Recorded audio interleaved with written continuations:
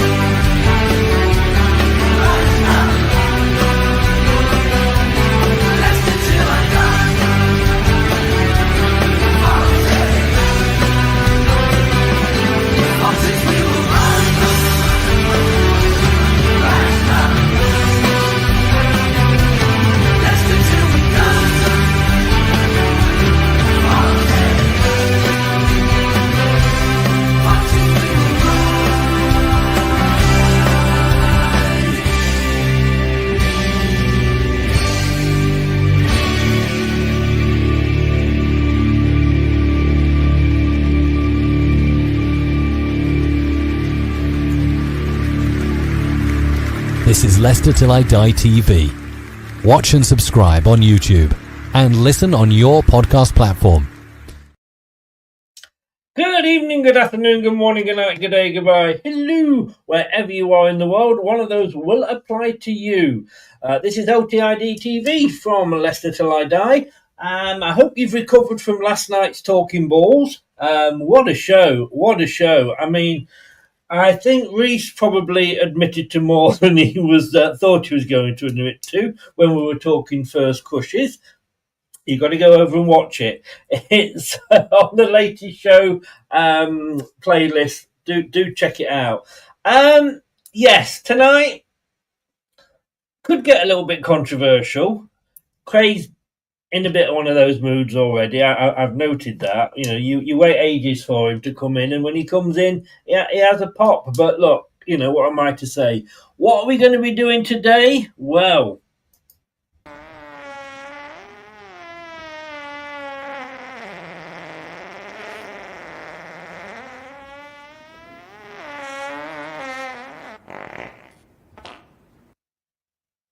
we're going to be turd polishing. I'll tell you something, can I just say, 4 attempts it took me to record that. What they say about follow-throughs are true. But let's do it. As it says there, can Cifuentes polish our turds? He may have to. It doesn't look like any of the turds are leaving. It is Fox's Forum. Are you ready? Let's talk Leicester.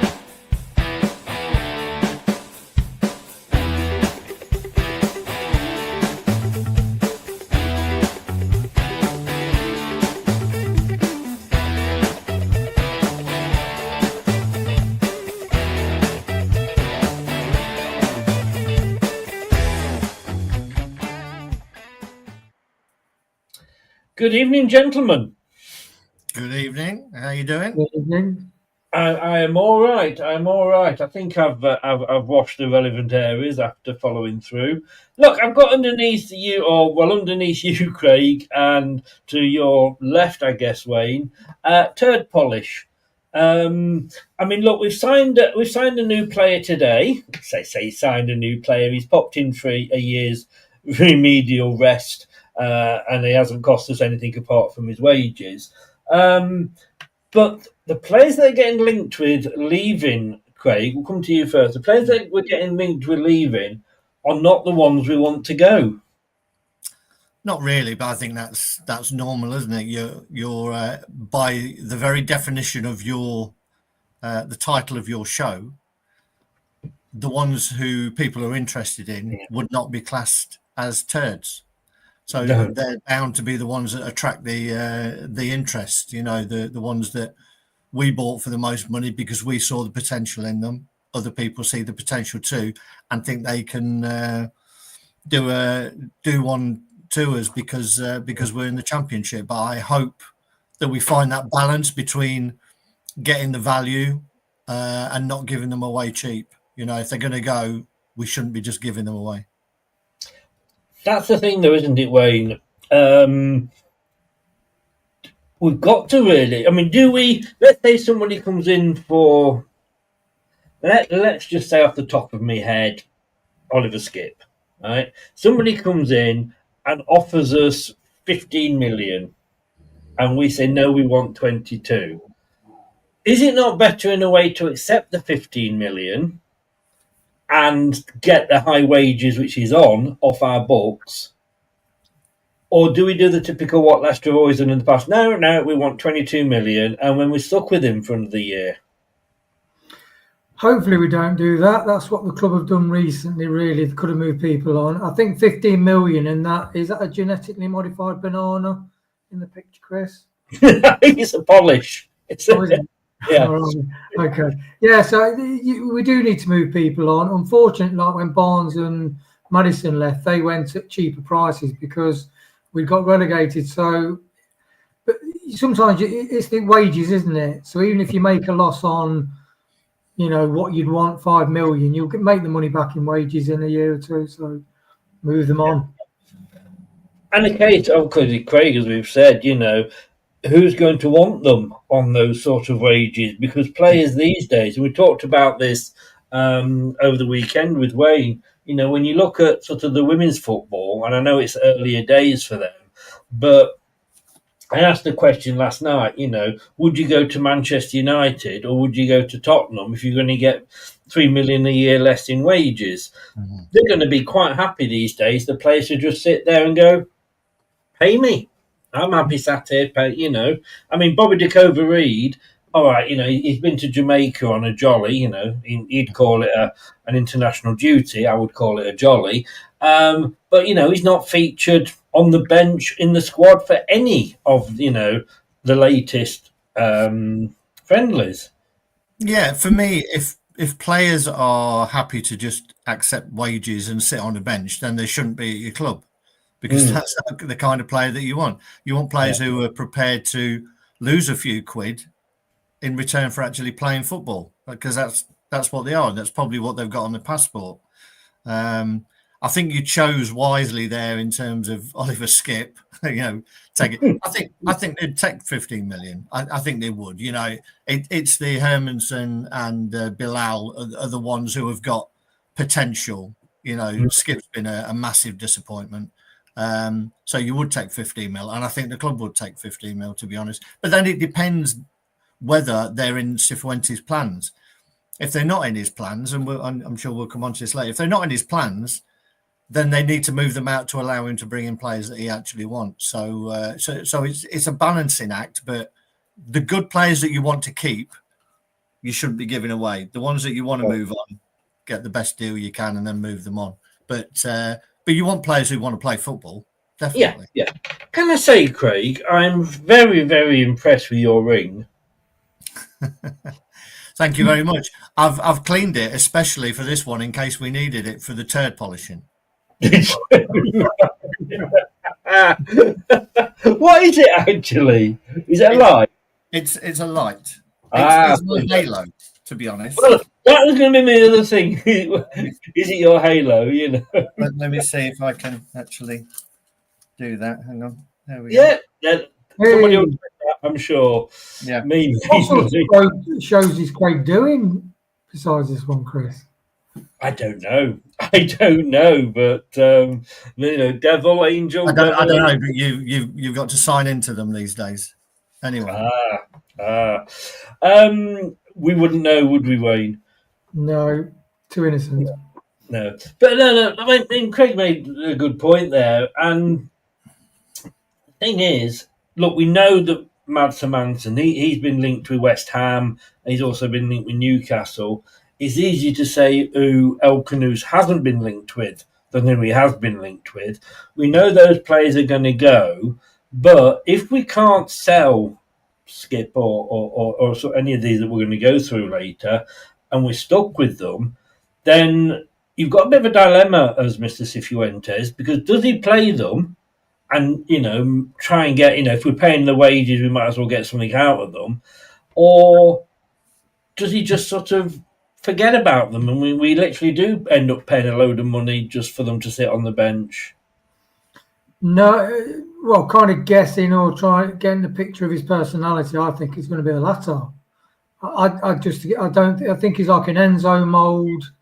He will clear people out. He'll be quite clear. He's seen enough now with the friendlies, and he'll know who he wants to keep. In fact, he was talking, was it with Owen Palmer-Atkins? He says, I've got a good picture of who we think we can use. And he said, everybody's got a fight to get in that first 11. That's what we want. So I like the way he is. Enzo cleared Chelsea out. I think he's that kind of personality, and hopefully he will be a bit more hardline and encourage the club to be like that. Because it'd be nice to get all the old guard, not all the old guard out, but, just the bad attitude. Like Tom was saying, the attitude with some of the players, as Craig said, just taking away, that's a stagnant situation, isn't it? It is. Like Craig, though, like Wayne's just said, what Enzo did at Chelsea, I think the problem is that Chelsea had players that people actually wanted. We don't. And getting somebody to come in, and this is why I'm wondering whether they would take a cut price, because, clubs are going to come in, and it doesn't look like Cody's going to be allowed to talk to Glasgow Rangers for some reason. But, you're going to have players that are there, and clubs are going to come in for them and look at the wages and go, bloody hell, we can't afford that. But if we're knocking 10 million off the asking price, then they can say, well, all right, then we can now afford to pay those wages. Yeah, I mean, it does depend on who the player is. I think with Cody, what I read the other day was the fact that Rangers wanted him on loan with an option to buy. And, fair play to the club for digging their heels in, saying, no, if you want him, you buy him. Because just loaning him out for a season is no help to us other than paying the wages. We still ended up with a player who, if he's not good enough this season, he won't be good enough next season. So there's no point. If they want him badly enough, buy him. No, I agree on that point. And also, at the end of that year, he's going to be about 76, isn't he? So he's not going to be. They're not going to probably take exactly. that. So that they want to try and get the last year of him on the cheap, and fair play to the club for saying that. The club get enough stick for decisions. I think that's the right one. You either buy him or you don't have him. That's it. But yeah, you're right. If we drop, it's a balancing act, as I said. You drop it to a transfer fee level that someone can afford, and then add the wages on. And sometimes you do have to bite the bullet and say, right, that didn't work out. Let's just move them on and make space for people we do want at the club. Yeah. A bad attitude can change, a bad player can't. Wayne, we it is saving money if we if we do let these players go. And it's a good point that Craig made about, the club sticking the heels in. But, with Cody, and we're going to talk about him more in a second, but with Cody, he wants to go. He wants to go and play in Scotland. So it's up to him. If he wants to force that move to say to Glasgow, right, I'll half my wages. Mm-hmm. So I'm sure he can afford to live on maybe 30 grand a week or something. Do you know what I mean? It's I know it's a hard world out there, but 30 grand a week we could get by, couldn't we? The millionaires, the footballers aren't like, you know what I mean? And it's like, this is your profession. They're not going to be doing it into the 40s, 50s, and 60s if they've got like a trade, whether that's sort of insurance or whatever, and develop into that. They've got a limited time. Do they want to play football or not? And that's a decision that at certain key moments, 3 or 4 times in a career, probably you've got to make that decision. Like, will I take a pay cut in wages because I'd like to play first team football? And so he can be part of that. Because like, was it Rob Tanner said, he says, just wanting to move a player on is very difficult. You got his agent, you got his family, does he want to go? Does he like the club that is interested in him? So there's so many variables. It is complicated, but yeah. And I think how Enzo was with Chelsea, what I liked about that was he basically said, look, you are part of what I want to do, but you players here, you're not part of it. Whether that's playing in the under 21s or, sorry, Craig. Just carrying on from that, it shows how important doing all your due diligence on a signing is these days. And we get all the fans moaning that we're not buying players just for the sake of buying players. for whatever reason it is. But you shouldn't just buy players these days. You should look at their character, their attitude. If they're professional footballers playing or capable of playing at this level, that's a basic. Everybody should be able to play at this level. It's the other things. It's the character and the attitude that are the key. And we've seen it enough, going back to Nigel Pearson's time, and the team that won the league. They were all average players, but it was their attitude and will to win that got them through. So that's what you've got to look at. So just going and buying anyone and saying, oh, we haven't bought anyone yet. I'd rather them not buy anyone than buy the wrong players again, because we'll be in exactly the same situation that we are now. Yeah. And we've got the squad there, and I'm just looking because they've updated the squad, albeit in last season's shirts, but they've updated the squad on the website. As Abazza said, seeing the Justin to Leeds rumours going around, I'm just looking here. It's actually on leedsunited.news. So I wouldn't necessarily say that is a reputable rumour mill, unless you've seen it on a Rob Tanner or John Percy or somebody like that. I think Leeds United fan channel saying that they're after James Justin. It's a bit like me sat here saying, "Oh, we're going to go in for Messi." So I don't know. What do you reckon is going to secure a European spot this season, Chris? Is it Leeds channel? They are the best team. Whichever league they go into, they are the best team, obviously. Right. Well, look. If these players don't go, Craig, and they stick, and they stick with us, and we're stuck with them for next season, we're going to look at what Cifuentes, like we said earlier, is going to do. Is he going to play them? Which I think he's probably going to have to in a way. Whether even if that's maybe just one or two and move them around each game. And we'd love him to clear them out, but in case, like I said, it's who's going to get them. But if he does, I mean, I've watched a few of the pre-seasons. Well, I've watched all of the pre-seasons, and it's not always been the prettiest of sights when you're watching some of the players. The youngsters, I think you'll agree with this, Wayne, the youngsters have put the experienced pros to shame. I think that's fair to say. But let's have a look at these, what I would call turds that are in this team. And I'm going to start. We've mentioned them already, so we'll go through these one at a time. So Craig will have one, Wayne will have one, and we'll talk. And you let me know if this is a player whose attitude, form, etc., can be turned around. Because I'm going to say, look at Enzo. When he came in, Vestergaard, like I say, I know before anybody goes that Vestergaard is not a Premier League defender, but he was bloody good in the Championship.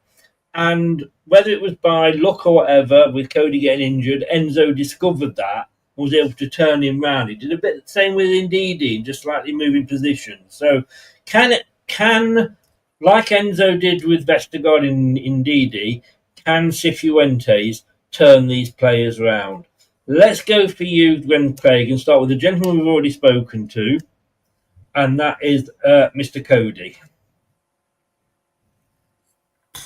I don't know what you turn him round, to be honest, because he is what he is. He's an experienced defender who is very vocal on the pitch.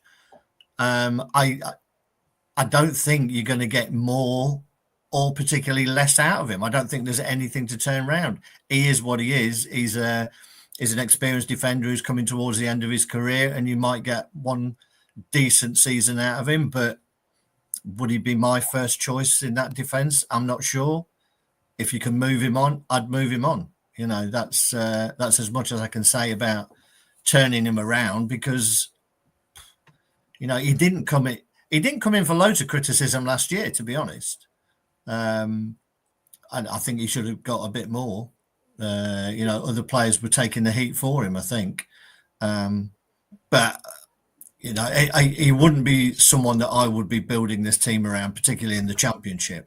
In the Championship, you've got an opportunity to give players experience. It's pointless, playing all of your experienced players, because when are you going to get a better chance to blood some of the youngsters? And I don't just mean the likes of Nelson, I mean a Coley, those kind of players who haven't had as much game time. So for me, I don't think it's necessarily polishing a turd, but I'd happily flush him. Oh, I do love your toilet humour. But yeah, so no, that's a fair point. I mean, like you say, sometimes players are too old and set in their ways, aren't they? Wayne. Well, look, let me come to you with my favourite. You were never going to give him to me, were you, Chris? Never. No, you were not having him.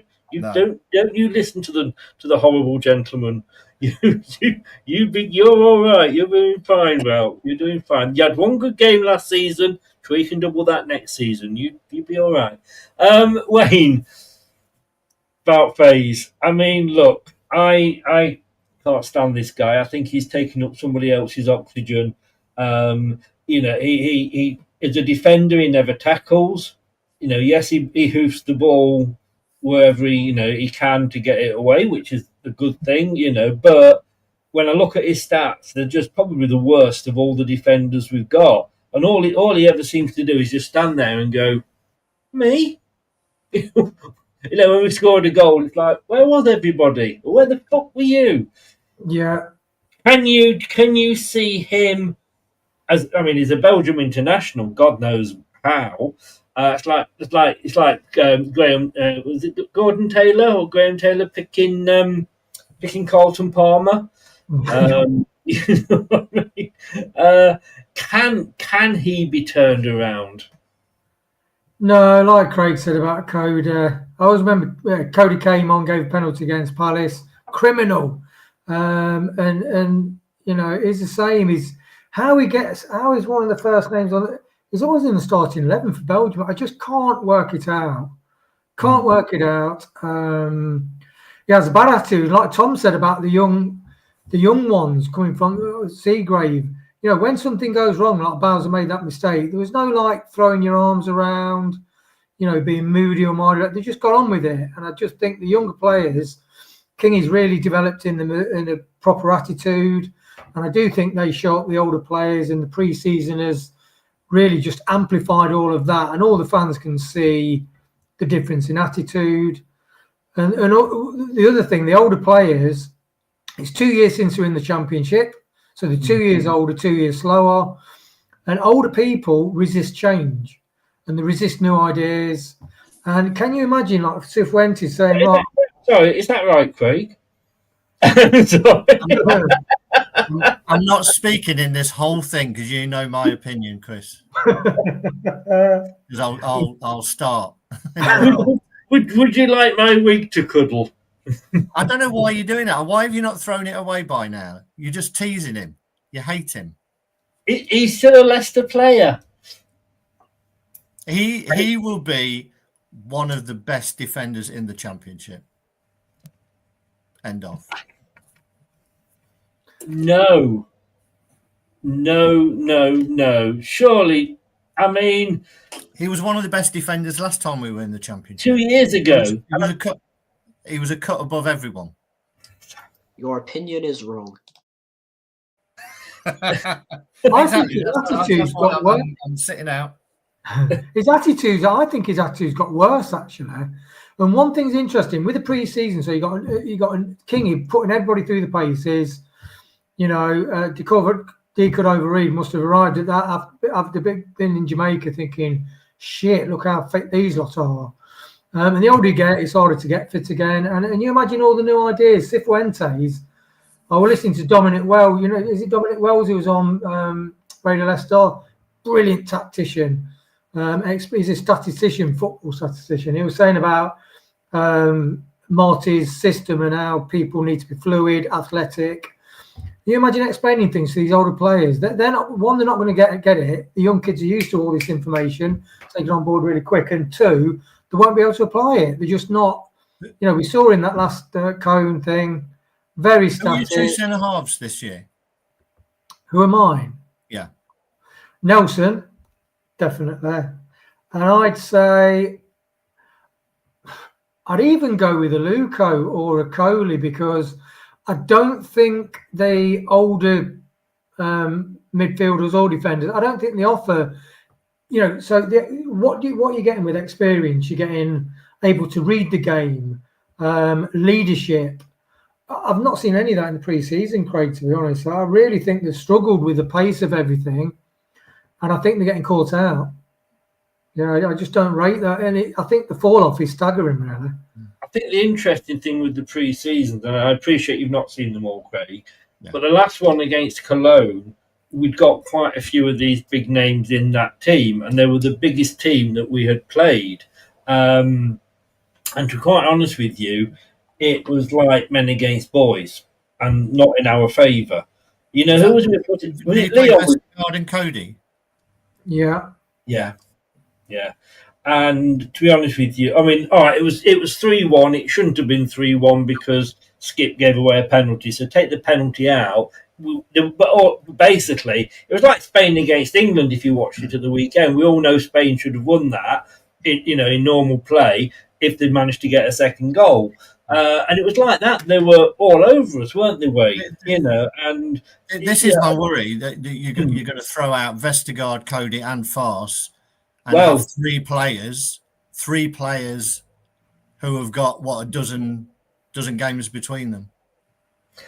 Yeah. You listen to this, young Craig. Let me tell you, because coming up next for you, I'm going to swap this around. I'm going to give you Vestergaard, because now, to me, out of the three of them, like Wayne said, we've got a Coley, we've got a Luco, we've got Luke Thomas, who can play on the left of if we have three centre backs.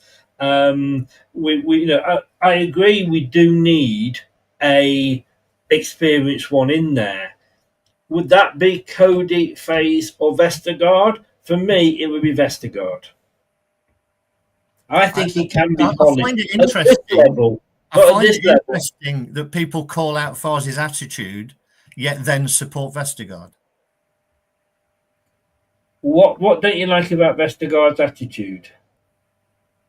Sorry, I thought he got the arse because we didn't allow him to bring his dog to training. Again, there's a bigger thing. Yeah, there's a bigger thing. I don't like Vestergaard's attitude on or off the pitch. He's falling out with three managers, isn't he? Yeah.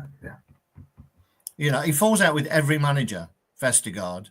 And that's my biggest problem with him. He's the best ball playing centre half we've got by far.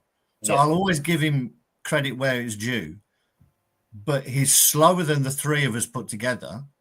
And I think if you've got good players around you that you're confident, you can afford one of those, because they'll cover you. So it very much depends who else he's playing around. Justin's got pace. The other players have got pace who can cover. If you're a manager who puts a great emphasis on your fullbacks getting forward, which Cifuentes does, there's no way you can allow your centre halves to be exposed with the pace that Cody and Vestergaard have got. Has Faze got that pace, though? Sorry? Has Faze got that pace? Definitely. He's not the fastest, but he's faster than them, and he's quick enough, I think. I'm just looking at overall the mix of centre halves that you've got, and I just don't think you can play. If I had to keep one of those three, I'd be keeping Farce. Yes, he's got a rick in him, but so have the other two, as we've seen. Cody has. Vestergaard, by all accounts, I didn't see it, but the guy walked past him for the first goal against Cologne, I think. It looks like he was treading water. I don't see how he's suddenly going to become, good enough. As the standard in the Championship gets better, quicker players, I just think he's going to get found out, to be honest. And that's my worry. Definitely the best ball playing centre half. Yeah. No doubt. And if he wants to play like Enzo did, the other worry with that is that's going to be very slow football again. I don't think he's got enough for me to go into a very competitive championship with the pace and his attitude. Face has no potential sense at all, says Kevin. Before I come to you, Wayne, I take it on board what you're saying. I just think that if you're going to have a defender, you want a defender that's prepared to put a tackle in. And when I saw, Faze go 180 minutes, 2 games, one after the other, without putting a tackle of any description in, that worries me. Cody's attitude is probably the worst of all of them. And I agree with what you're saying about the dog. I mean, having said that, why can't you take a dog? There's enough grass there and put him somewhere. I don't see why that was such a big problem.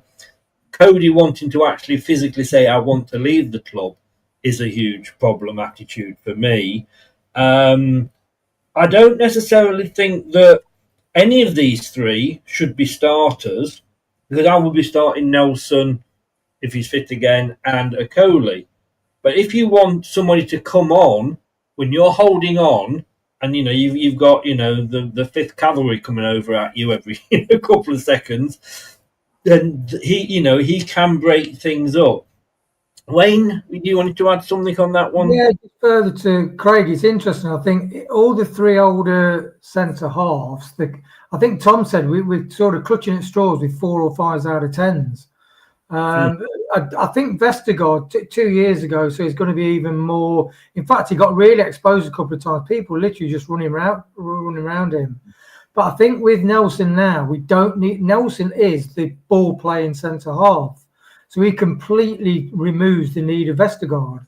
And also, what I like about Nelson is, so it's unusual that you're talking about Nelson, who's been given the captain's armband when Chowdhury went off, so the team view him as a leader. And I view him as a John Stones, and I think he will end up playing for England. And I think he's way head and shoulders above any of those, because what he also does, he steps right out sometimes into midfield, and he's got the intelligence to break the attack up further up the pitch. He's really cool and comfortable on the ball. He does like to get forward. He's got everything. So that's why it's unusual this season that we've got young talent that we put in front of internationals, because all those 3 players are internationals, aren't they? All the centre halves. But for me, so I would say it's I forgot his name, Nelson, and another. But it is interesting. I think what Craig said. I think the speed element, because Cifuentes, you've got to be, because they said he used Thomas in the back 3. He used his inverted fullback, and he even used him in the high press that he normally expects in midfield. And his sides change all the time. So I do think where Craig is right there is because Faz would be the one that was most able to get around the pitch. He could be shit in a different position, couldn't he? That's the thing. Hi, Rich from Red Devil United. How you doing? As he says there, please subscribe, do like the video and subscribe. And if you like your Manchester United news, get over there and make sure you follow him. He does put the hours in. Thanks for joining us, Rich. Let's be honest with you. I wouldn't want any of them if I'm honest. But keeping one just to come on, like I say, that's like a calm head. Sometimes Vestergaard just sticks his foot in the right position at the right time. He doesn't, do anything. But let's see. What I'm going to come to you with now, Craig, which I don't actually think he's a turd. I thought I just had Vestergaard. Did you? Oh, then it's you, Wayne. Sorry. I'm happy to defend another, but well, it is another defender as it happens, but I don't necessarily. Some people would call this guy a turd. I think of him more as a skid mark. Where's this show going? That's a really lovely image, that is, Chris. I'm interested to see who this is. Yeah. Victor Christensen. I don't think he's as bad as people say. Look, he gets forward, he gets into the corner, and we saw this a lot last season. When he got up there, he had nobody in the box to cross to. Craig's face is smiling as you mentioned Victor Christensen. But to me, so what's the point of having, a wing back or whatever that's going to get up the field and then there's nobody there for him to pass to, which means he's then got to turn around and pass it back. Or that's what Rude was telling him to do. I think he is one. He is sellable, but I think he's one that Cifuentes could get something out of, Wayne. I mean, one thing I would say is if he's up on the wing and he's going to cross the ball and he's got nobody to pass to, is that because he's kind of just playing on his own and headless chicken? He's not playing his system. I don't know about Vits Christensen. I think he's an old style, puts a lot of effort in, but not for me. I prefer Luke Thomas to someone like that, actually, to be honest. I think he ought to move on. And plus, as well, if you can get some money for these players, I think you could get some money for him. So I would say move him on. But could Cifuentes? Is there a good player in there that Cifuentes could pull out kicking and screaming? Was there a good player in Soyuncu, that Rogers didn't see? So there probably is, Chris, but I just think when it's like you some different sort of people we talk about, but once they've been at the club for 2, 3, 4 years, if they're not down a regular slot, because a lot of fans are not. I'm not keen on Christensen, to be honest. Just because you can run up and down, I think positioning is a bit questionable, a bit naive in his positioning. So I would say I prefer to sell him. Craig, do you think I saw your face then when I mentioned his name? I think what we've got at the club is a lot of, at our level, Trent Alexander-Arnold's of fullbacks who are good going forward but are dodgy defending, to be honest. I don't think any of them are strong defensively. If you've got a manager who wants to be on the front foot, then I think Christensen fits into that perfectly. And again, also, if we're talking about attitude, that kid does not stop running. 90 minutes he would go for you. I think there's a player there. I think, he did well at Bologna. He got them, he did really well there and they ended up in the Champions League.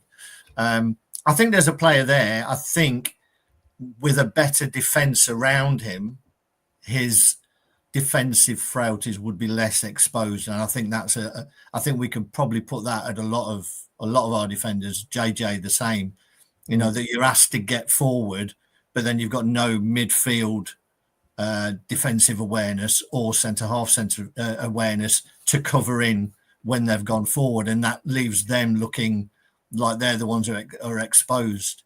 Do you think that Christensen suffers if you've got Ndidi playing, who doesn't seem to have much defensive nous at all? Yeah, I think so. I think they both do that, but also the other thing is when you're playing, sometimes players are good players, but they just don't fit your system. When Enzo used to like his wingers to stay wide, just stay wide, don't come inside, stay wide. And then what happens is your fullbacks just run into them. There's no clever like underlapping or wingers coming inside to allow overlap. So you've got to fit them for your system. And if your system doesn't fit those players, then you move them on. But as him individually, I think there's a decent player there. It's whether he fits for us. Yeah, defensive frailties, but then that's what a good manager can improve is your frailties, whatever that is. We're going to change it slightly now because I can see that you both like to talk about the players, so we'll let you both talk about all the players. But Craig, I'll come to you first with the next one. One of our players, if not for me, the player of the season when we were last in the Championship, he was certainly for me the signing of the season by any Championship side. But as Brad liked to say, good at this level, not good in the Premier League. Although you could have said that about a lot of the players we've spoken about. Mr. Winks, Craig. And hi, Reese, by the way. Just want to say hi, Reese. You can see Reese will be joining me at 9 o'clock with Uncle Clibo. makes me laugh every time I say that. The details going across the bottom there. Gen X versus Gen Z. This is going to be interesting. But let's go, Craig. Talked about Harry Winks. At this level, I think he's a very good player. My problem with Harry Winks is I think he's checked out. You know, by all the accounts that I've read, and obviously I didn't see the games at the weekend, it passed him by totally. And I think, you know, from that moment when he held that sign up saying "We miss you, Enzo," I don't think he's been the same player. Was that definitely him?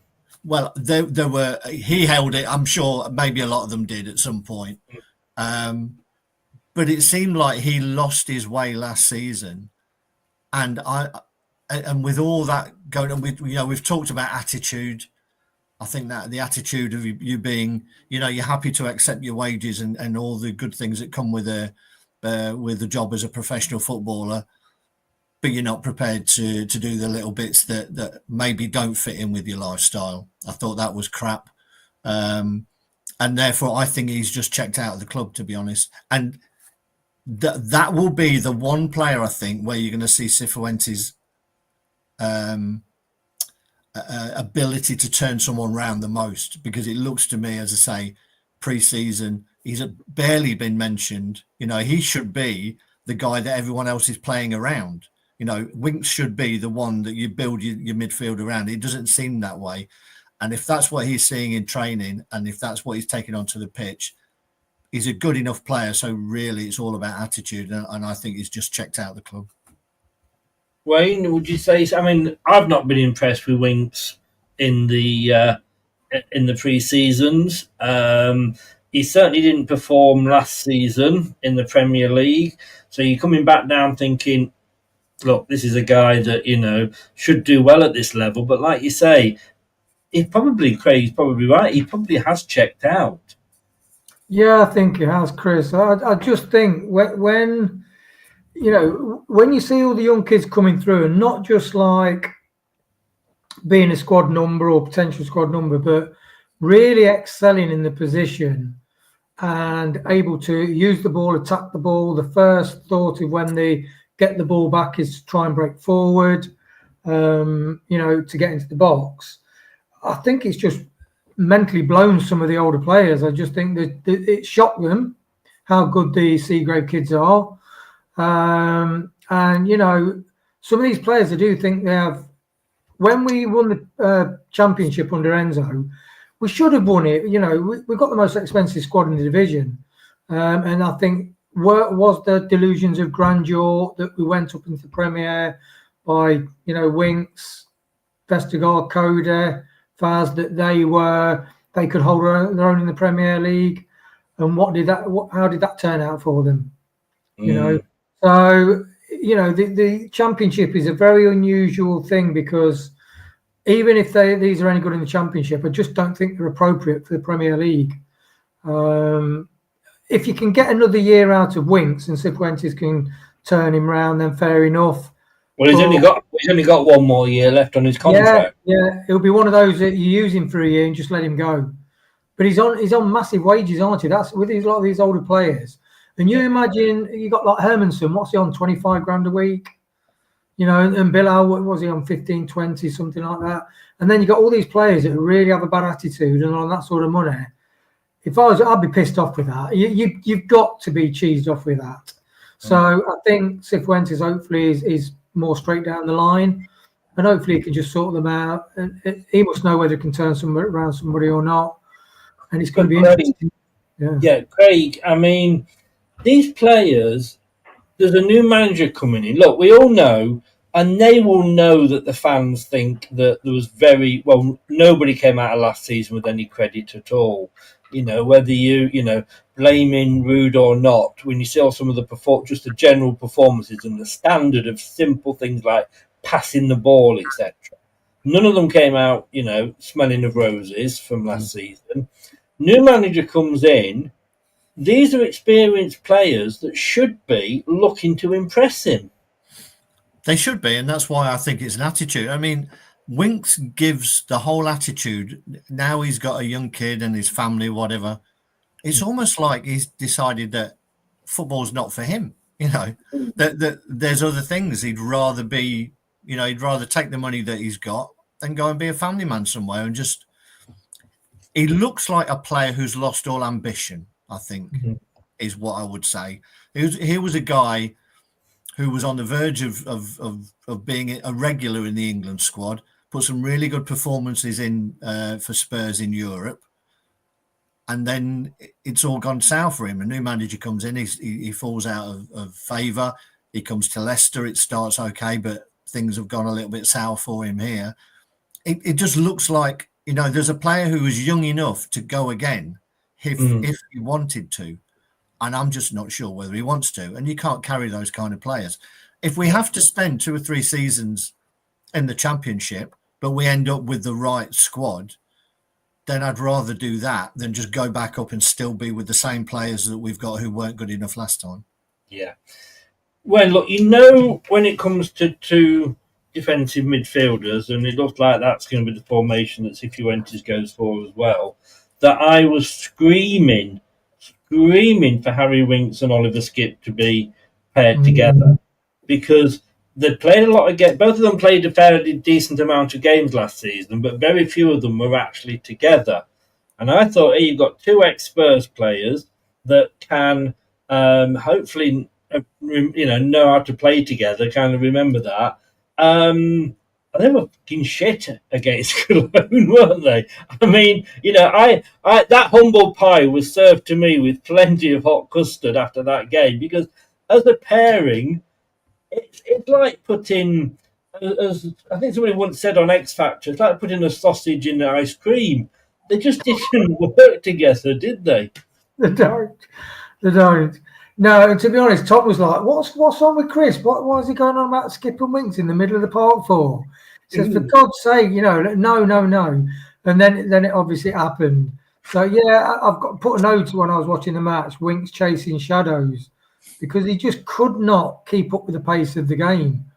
And when that game first started, bear in mind you played Peterborough, was it Lviv, was it Hungarian side? So the standard was a lot lower. Whereas this one, they've just been promoted back to the Bundesliga.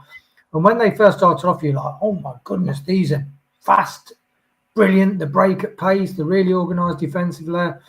And I just think that other step up, like Craig said, I just think I think when they got promoted into the Premier League, they thought, great, we're back in the Premier League where we belong. And then the relegation, I think it's blown a lot of these older players' heads apart, to be honest. And Winks and Skipp were, apart from Skipp doing a couple of things, they were chasing shadows. They weren't quick enough.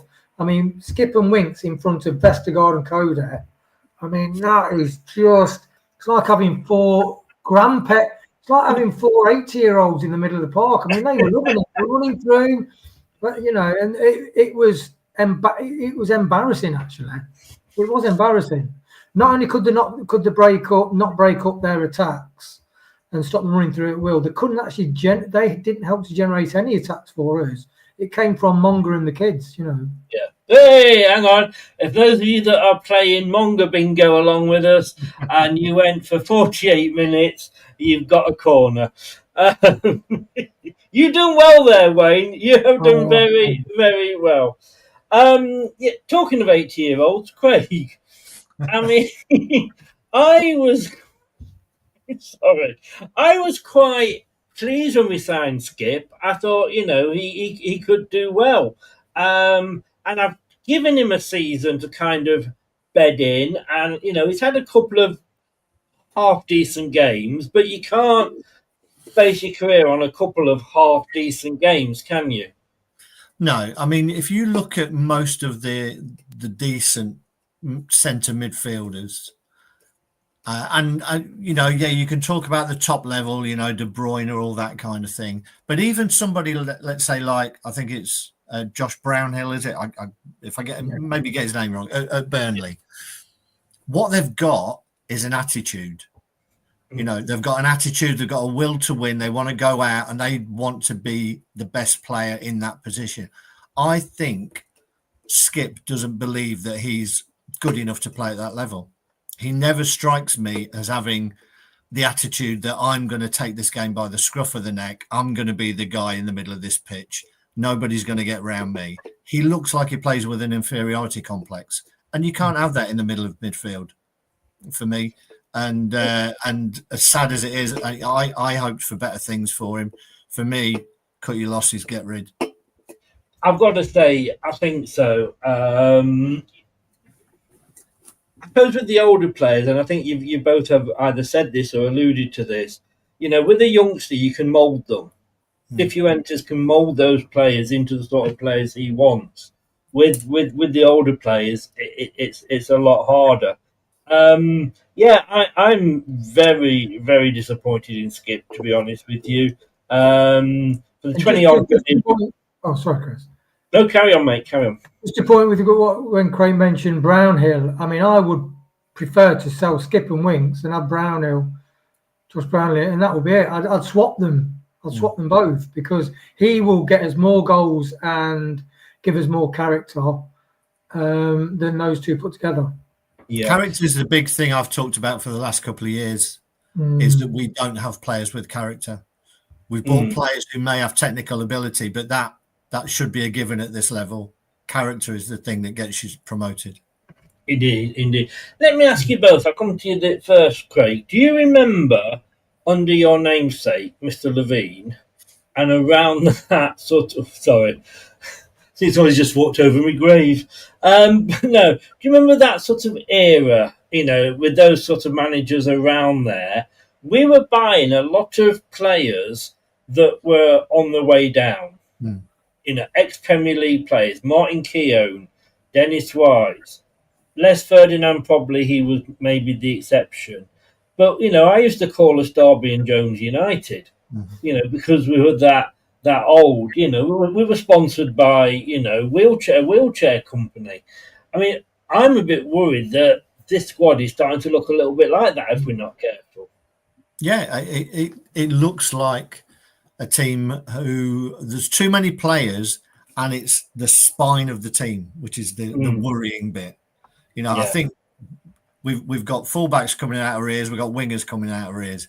Down that spine of that team looks like old, slow, bad attitude, no character, nobody who's going to take the game by the scruff of the neck, and everybody has seen better days. That's the worrying thing for me. There's all the talk about the periphery and everybody saying, right, we need a centre forward. You've got to get the middle of midfield right for me, and I don't see anybody there who I would hang my hat on and say, that's the guy who's going to take command of this team. I don't see it. Wayne, do we need two defensive midfielders?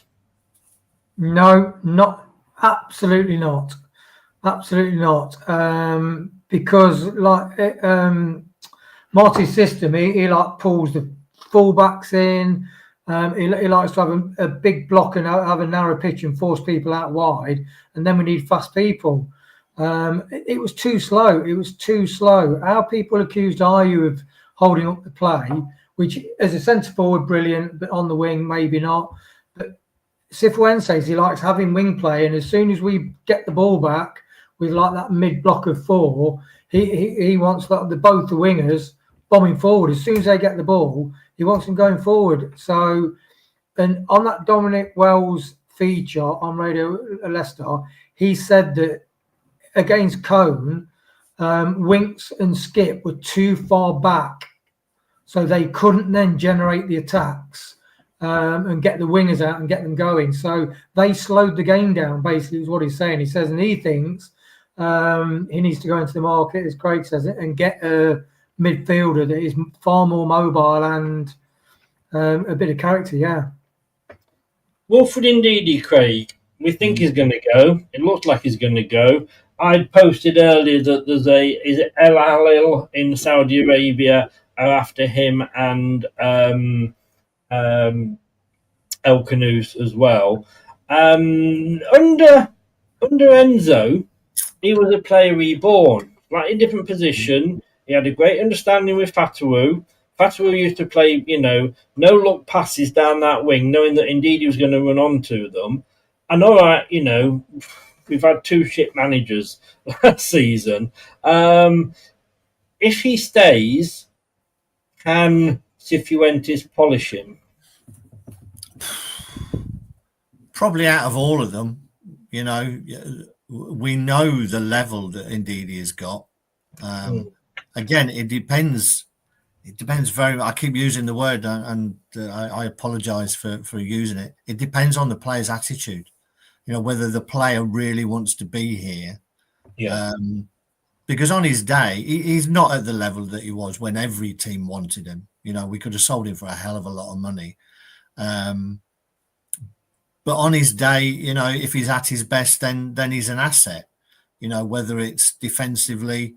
And I will go back to this thing. Ndidi changed for me when we started playing 2 defensive midfielders. Because what you've got then is one defensive midfielder can say the other guy will get him. You know, he'll pick him up. I don't need to. When it was one player and it was Ndidi, he knew that was his job. And that's all he did. He just sat in front of those.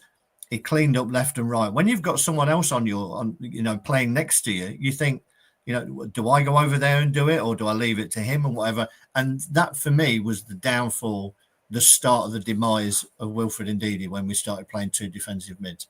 But definitely, you know, if we're going to play one, then I'd choose to play Ndidi. And as you say, he has shown that he does have a little bit of an attacking intent in him. But yeah, play one and play Ndidi if you're going to do it out of all the ones that we've got. For me, I think we're all in agreement there. We only need one defensive midfielder in there. I've got to say, Wayne, before I come to you, if I was Sammy Braybrook, and he's not one that's on this list, so don't worry, but if I was Sammy Braybrook, I would be suing LCFC now for that picture they put up of him on the squad pages. He looks like a 1970s.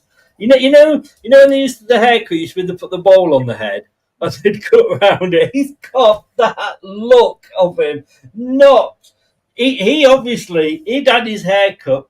Looks like by his mum the day before they said it's photo day tomorrow. You know when that happened at school? Yeah, you like that. Need a haircut? No, Mum. It's photos tomorrow. You can do it afterwards, you know. But bless him. Is that going to be up there all season, Chris? Is it? Well, no, they will update it because they've got the BC game shirts on at the moment. So we know they're not going to be here next season. Wayne, I'm going to come to you for the next one. I don't know what to say about this guy. I really don't. He's up there without phase as one of the bigger turds, to be honest with you. Samore. Yeah. Samore. What do you do about Samore? You know, I'm a big fan in any other profession. You wouldn't get somebody playing for a club. Is it his 4th year now? Not really produce any goods. I mean, you just wouldn't. If you're not producing it, you get the sack, basically, if that were your job and that were your returns. His attitude is poor. Yeah, him and Dhaka, you know, all the scouts, the stats were really high and they were supposed to go on to great things, but sometimes people don't develop. And he is lazy. He is absolutely lazy. He'll stand around and watch what's going on around him. You know, it's just, and he's supposed to be a box, isn't he supposed to be a box-to-box crusher? Something like that. I mean, no, it's never been clarified how far apart the 2 boxes are that he's playing between. I mean, it might only be 6 foot, you know. I think on a pre-season when they did the beat test, I think Vestergaard beat him on the beat test. Probably. I mean, look, Craig, one of the things that has been great about the pre-seasons is the fact that we've rediscovered that football is a game that's played in 2 halves, our half and the opposition half. And we've actually got, I'm surprised we haven't had more nosebleeds, to be honest with you, but we've got up and into the opposition box, probably more in these pre-seasons than all of last season put together. But then, of course, the thing is you've got to come back when the opposition get the ball and break. The youngsters busting a gut to get back. In fact, the youngsters passed Samore running back to the to defend, and he's the bloody defensive. Well, no, and he's on defensive midfielder. I mean, if you're gonna be a box-to-box midfielder, you at least want to try and get between the two boxes within the 90 minutes of the match being played. I don't think he could. Is this one turd that we just, like you say, needs flushing, that can't be polished? Yeah, he's a centre circle midfielder rather than a box to box. I think that I think there's like an electric fence around that centre circle.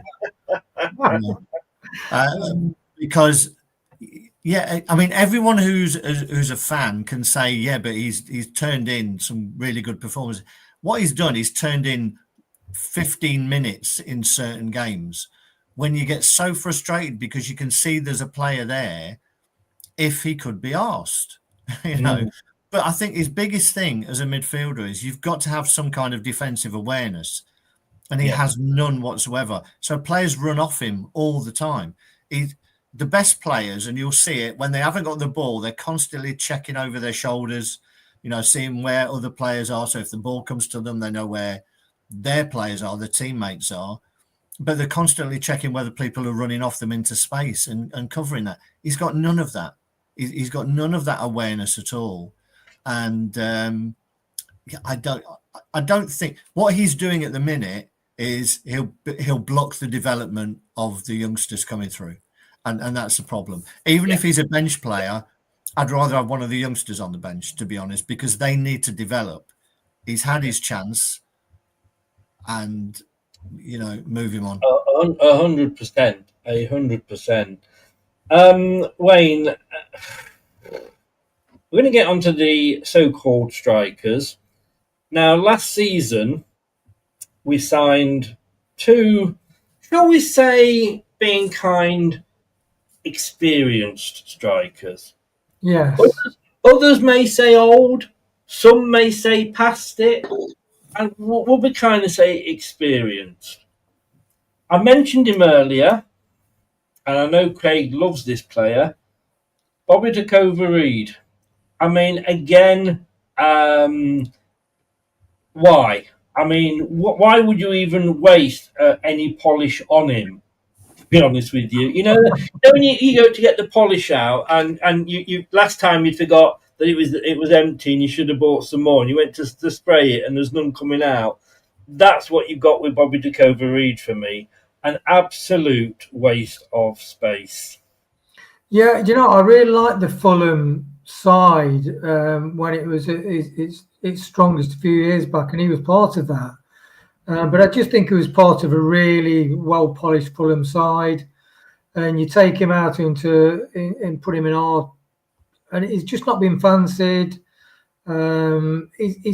He doesn't drive forward. I don't think he's got the legs to get breakthrough lines.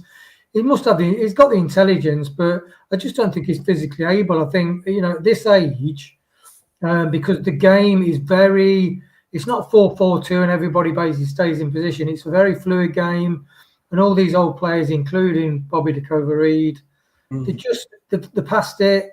They're not good enough. And even I'd question whether they're good enough for the Championship.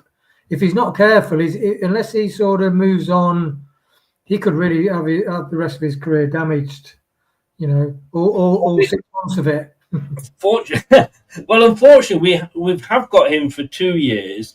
And look, I've got to say, we often criticise the club and the social media side for the crap that they put out sometimes. But ask yourself, does this sound like the introduction to Bobby Dakova-Reid or not? And this is on the website. Playing the majority of his career in the Premier League and Sky Bet Championship, Dakova-Reid brings attacking flair to Steve Cooper's squad. No, he doesn't. I'm sorry. I'd bring more attacking flair than him. Craig, this is one that's got to go, isn't it? And whose website is that? Is that on Bobby Dakova-Reid's website? No, that's on LCFC.com.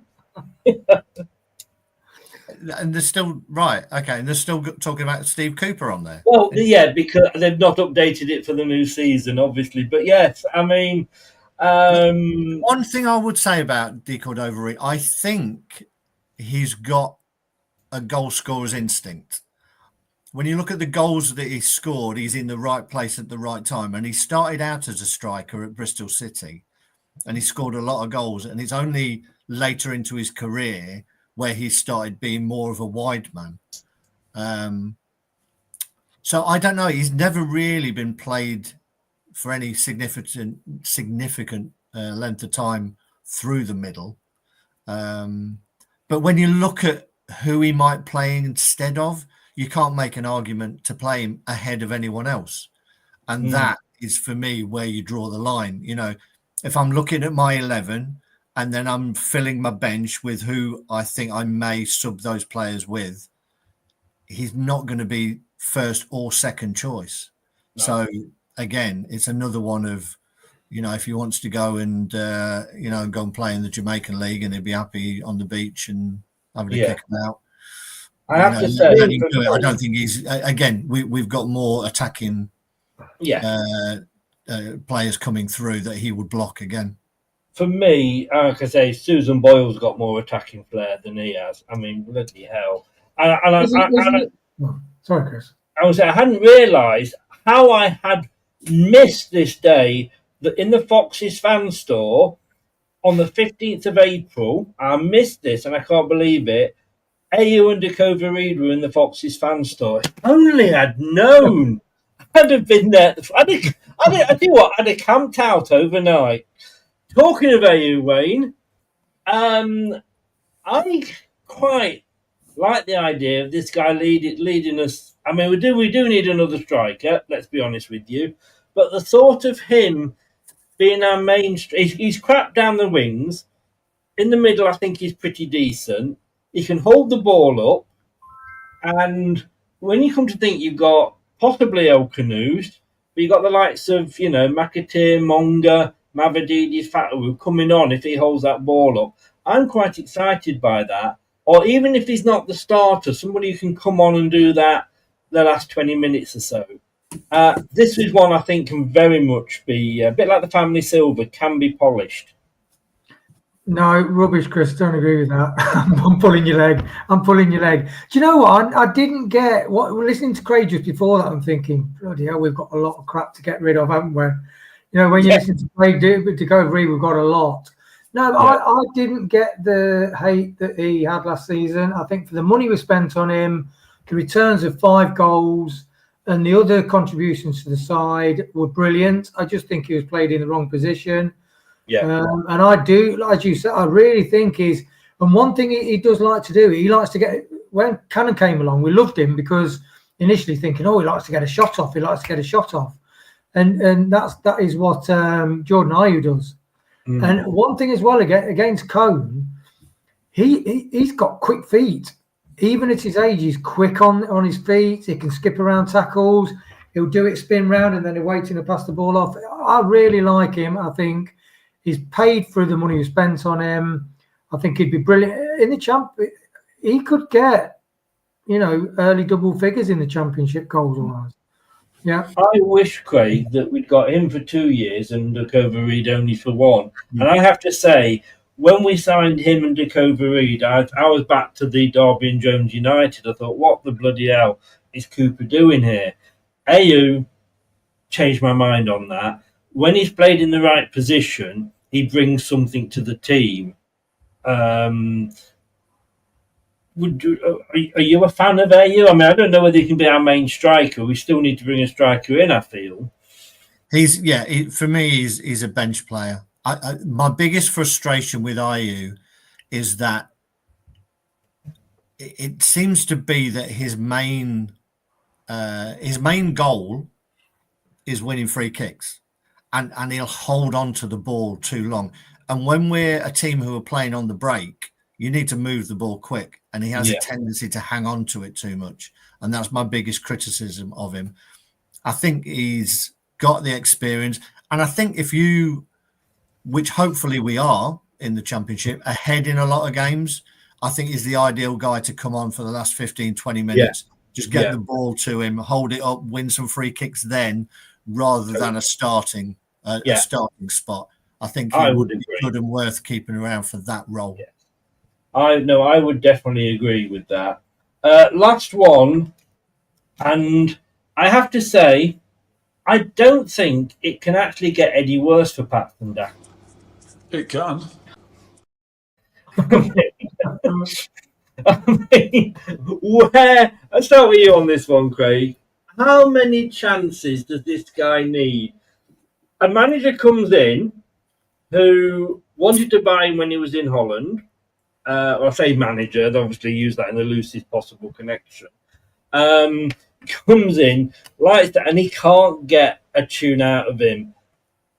And it's been several managers that can't get a tune out of him. He's had his chances, and I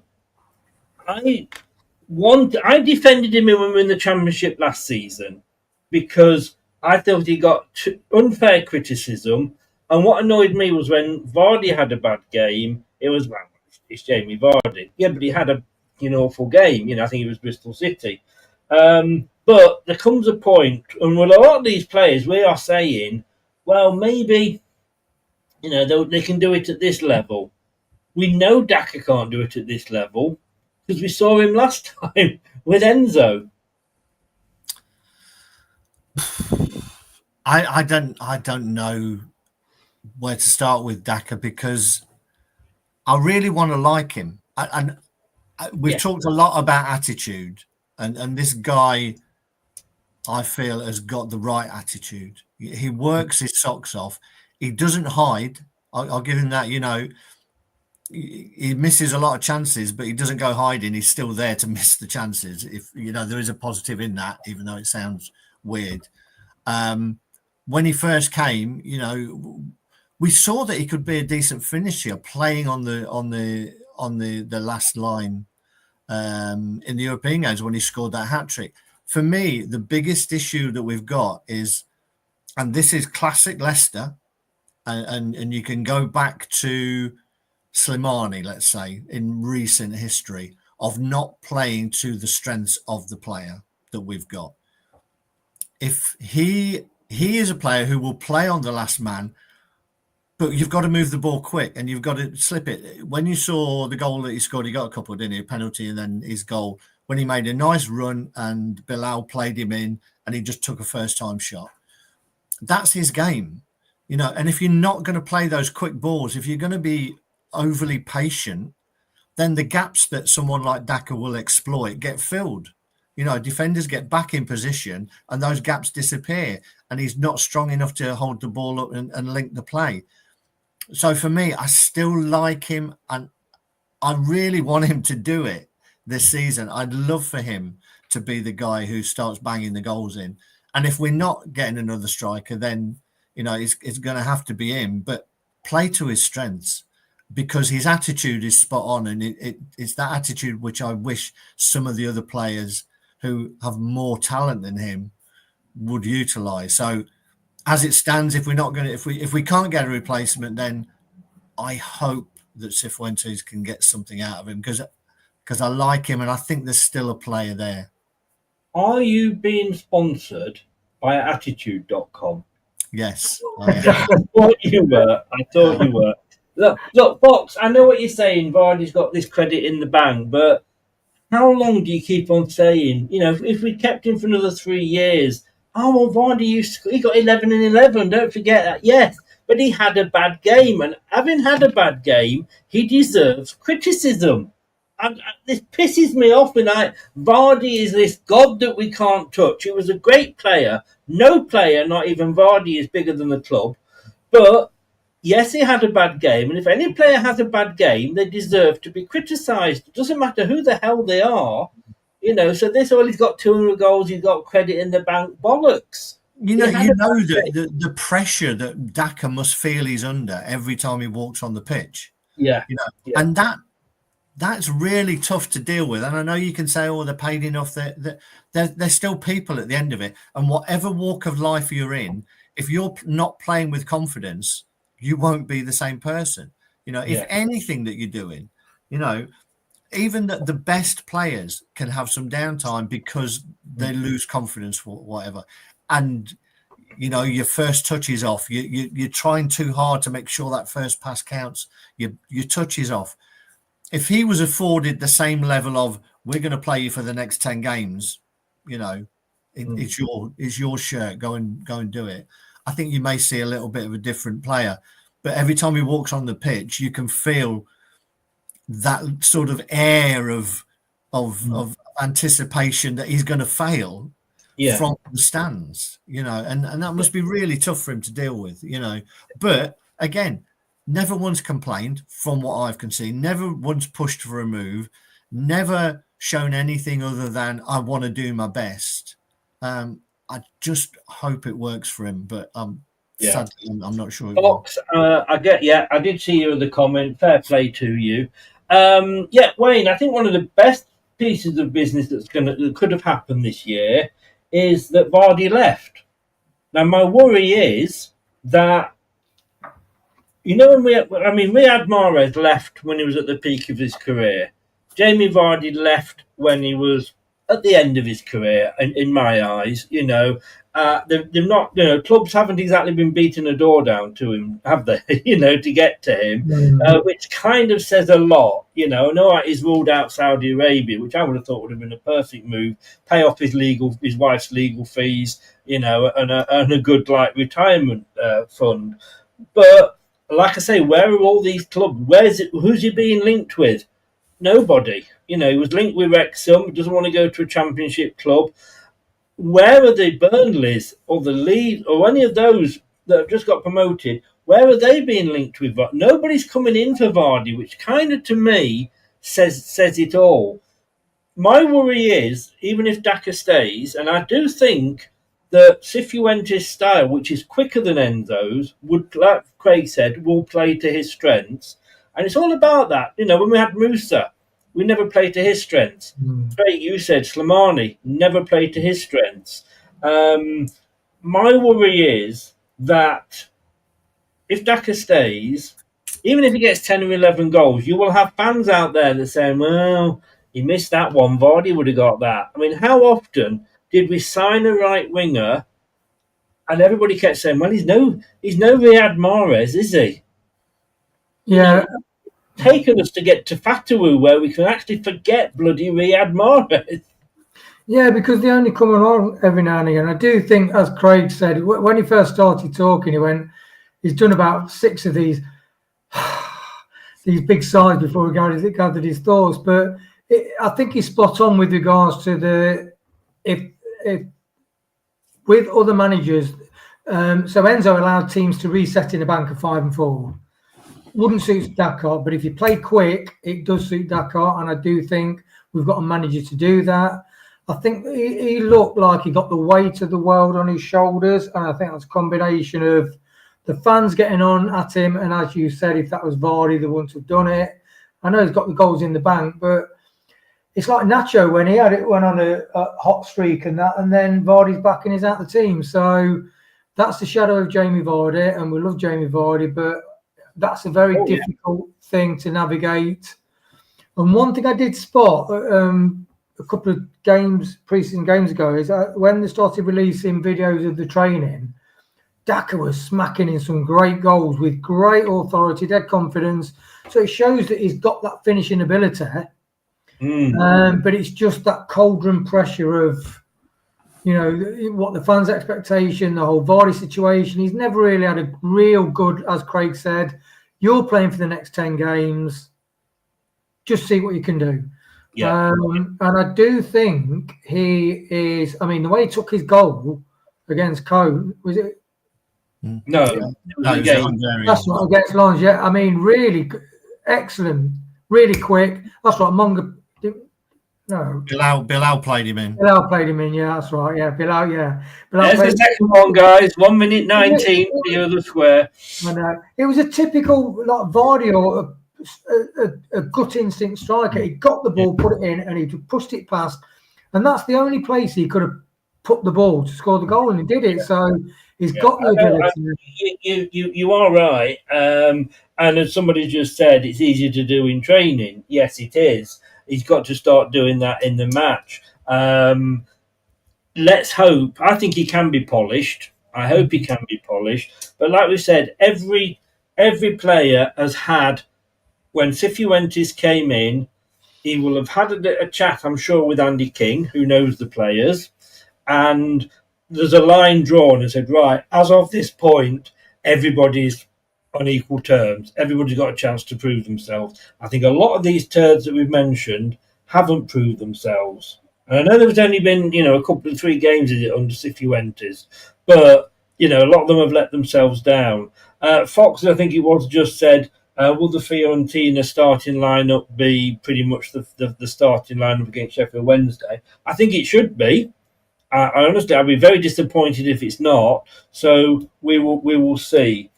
A couple of things to finish on, completely off topic, but we're going to touch on it. Berkovic, like we said at the start, signed today. Craig, a good signing?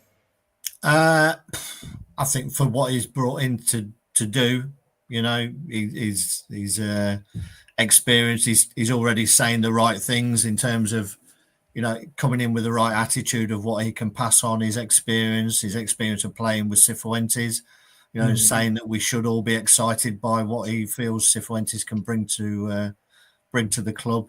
And yeah, we've always had that kind of, more experienced third choice goalkeeper, I say.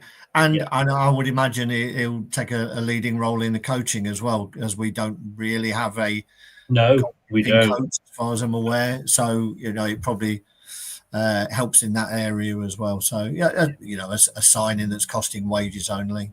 So, I think he's the first Bosnia-Herzegovina player that we've ever had at the squad. But Michael has just said no. I think we need a goalkeeper coach. I don't think we've had that problem since Mike Stow was removed by Brendan. We do need a goalkeeping coach. And look, be honest with you, I think he can be good. Wayne, I know you like the signing, and I do, to be honest with you, because I think it makes me think more so now that Hermansson is going to go. And I suppose that all depends on his injury, But I think he could be re-signed. I would not, and I said this the other day, I would not necessarily feel overjoyed at the thought of Bowser going into the first team for the league games. And we've had Schwarzer, we had Jubokovic. We've always had that, as Tracy, we've always had that sort of experienced person in there. Who can forget Zeko Kalic? As much as we try to, but you're happy with it, aren't you, Wayne? Yeah, I'm glad Michael's back with a nose. I do like Michael's nose. They're just straightforward to the point, aren't they? No, but I think it's a really good. It's amazing how we've sort of thinking, oh no, what's going to happen when Mads goes, like when Kasper goes, and there we've got Solarchik, who's playing brilliant. We've got Bowser. And then we've just signed a really experienced keeper. He's a really good keeper. And it's the one position where they can play into the 40s. I'll just get rid of that. But I think it's good. And like Craig said, people sometimes panic. We're not making any signings. We've appointed a really good manager. We've got that guy. We've signed him for a deal. We've got a lot of young kids coming through that we don't need to panic buy anybody. And I think if we buy a striker, I think we're well set. So, I think the young players like I don't know, sort of Louis Page. Sorry, guys, I tried to get you your third corner then. I think the main criteria when we're looking at particularly third choice goalkeepers is whether Chris can pronounce their name properly. Yeah, and I think that is one of the main things. So, Jakupovic, Begovic, who is now, Begovic, who has already become Berkovic. All of these. Look, the fact that I speak posh and you don't, Craig. You know, I mean, you know, I'm in Dorset, and we're very posh down here. Remember Ryan Bertrand? Don't forget him. You know that well-known French player. Well, apparently, again, is on the website explaining why it didn't work out for him at Leicester. I haven't read it yet. Been interested. I've read that. Yeah. Yeah. Right. Let me just say before we get to the very last point, guys. 9:00 this evening. Join us for this. We did mention it earlier. Mind the Gap. It's the first of a new series. It's Reese versus Clibo, Gen Z versus Gen X. Going to be interesting. One subject, two generations. We're going to see how that goes. Apparently, when those two start discussing things and they don't agree, it gets a bit feisty. So we'll find out. I'm going to leave this asking very quickly on the list to end on. It's just been announced Danny Roll is leaving Sheffield Wednesday. Should we have waited? Wayne, let's go to you first with this one. Well, some of the fans' reactions are, you know, Scab, you know, the way he's played it, it's a very difficult situation. The owner's a bit of a basket case. So, no, I'm happy with our manager. Really happy with the manager. I think he's a more intelligent Enzo. I think he'll play the system and he'll play a more engaging style of football. And he does change tactics within game, which Enzo didn't.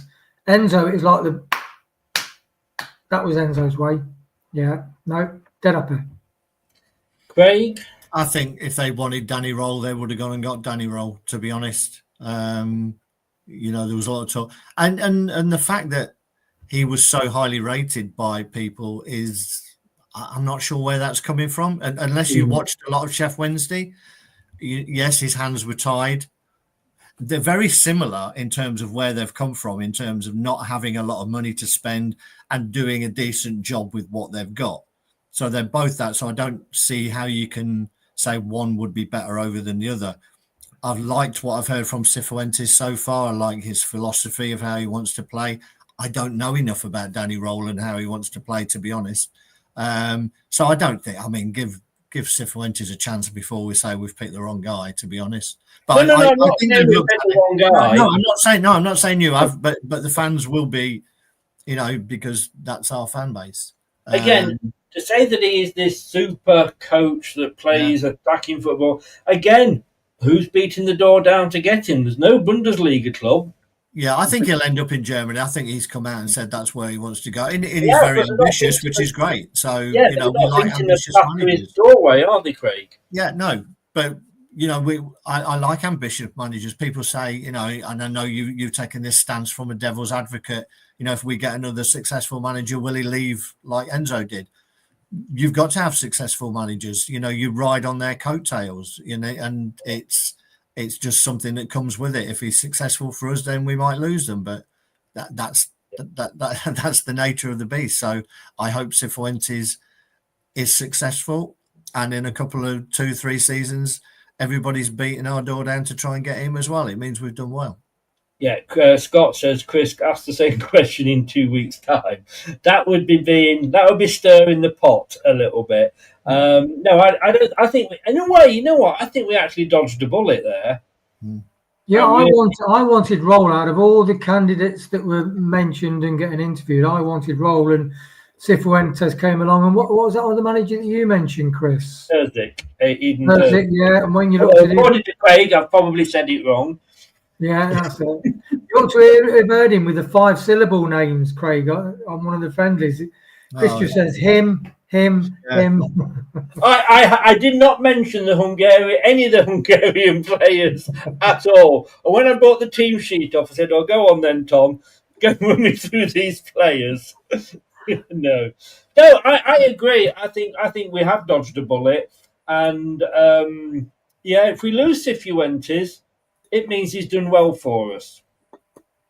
And I have to say, we have to accept with managers and probably non-academy players that they don't owe anything to Leicester City. It's a job for them. And, you know, look, if Enzo, think of his name then, if Enzo had stayed with us another season and taken us down, would Chelsea be coming and beating the door down to get to him now? No, they wouldn't, would they? We know that, Guys, thank you very much indeed. We will see how many of these turds are still with us in about a month's time. Just over a month. I mean, this is the thing, 2 weeks till the kick-off, but it's 4 weeks until the window shuts. And I think maybe it's just me, but maybe some of the clubs that are looking at some of our players, even the AUs and the Dakova Reeds and the Ndidis, are holding on to the last minute, knowing that we need to sell and hoping to get a bargain. Conspiracy theory number 547. Guys, I'll let you go. Thank you very much. Join us at 9 o'clock, everybody, for Mind the Gap. Wayne, thank you. Craig, thank you. We'll do it all again soon. Cheers, guys. Cheers. Thank you very much. Thanks, guys. There we go. So thanks to Craig and thanks to Wayne as well. Interesting. We do know we've got a lot of players that aren't up to it. It'd be interesting to see whether they can actually step up now that we've taken the step down. We will be back in 25 minutes with Reese and his uncle Clibbo, and they will be playing Mind the Gap. Thanks very much. Smash that likes. Subscribe to the channel. If you've been in the chat, thank you very, very much indeed. If you're watching it on catch-up, thank you very much. Add your comments in below. And if you've been listening via your favourite podcast platform, I am very appreciative. Thank you for lending me your ears. I'll see you in 25. Thanks for watching. These videos are tremendous. You better like them too, or I'll be back. This podcast is proud to be part of the TalkSport Fan Network. TalkSport. Powered by fans. That will conclude this evening's entertainment.